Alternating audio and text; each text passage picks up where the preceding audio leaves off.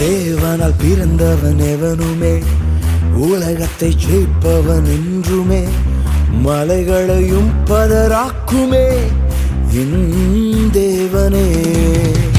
தேவனால் பிறந்தவன் எவனுமே உலகத்தை ஜெயிப்பவன் என்றுமே மலைகளையும் பதராக்குமே என் தேவனே. சொல்லலாமா? யெகோவா ஈரே. A new strength, a new provision, a new grace, a new overflow this evening.